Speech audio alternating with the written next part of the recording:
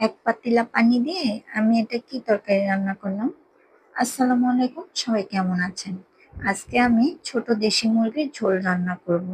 সবাই তো জানেন ইতিমধ্যে আমার বাসায় রুগী আছে, তাই রুগীর জন্য ছোট মুরগির ঝোল রান্না করতে হয়, শিং মাছ রান্না করতে হয়, লাউ তরকারি রান্না করতে হয়।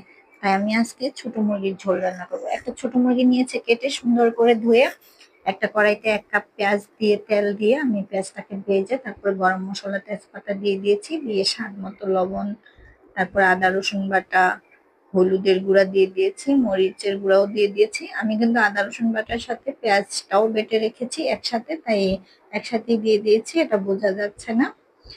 জিরার গুঁড়া ধনিয়ার গুঁড়াও দিয়ে দিয়েছি, দিয়ে একটু পানি দিয়ে কষিয়ে নেব মশলাটাকে, কারণ মশলাটা পুড়ে যাচ্ছে। আমি মশলাটাকে কষিয়ে তারপরে মুরগি কেটে রেখেছিলাম, ধুয়ে রেখেছিলাম, সেই মুরগিগুলোকে দিয়ে দিব। এখানে আমি গরম মসলা দিয়ে দিয়েছি, গরম মসলাটাকে আমি ছেঁচে রেখেছিলাম, যা এই জন্য এটাকে এমন দেখা যাচ্ছে, যার জন্য গরম মসলাটাকে গুঁড়ো গুঁড়ো দেখা যাচ্ছে। গরম মসলাটা ছেঁচেই দিলাম যেন ঘ্রাণ হয়। এখন আমি মুরগিগুলো দিয়ে ভালো করে একটু নেড়ে নিব, নেড়ে ঢাকনা দিয়ে ঢেকে দিব। ঢাকনা উঠিয়ে আবার কষানো হয়ে গেলে আমি পানি দিয়ে দেবো পরিমাণ মতো। যেহেতু এটাকে আমি ঝোল ঝোল করে রান্না করব, এর জন্য একটু বেশি করেই পানি দিব। কিন্তু এখন অল্প পরিমাণ পানি দিয়ে আমি মুরগিটাকে কষিয়ে নিচ্ছি সেদ্ধ করার জন্য।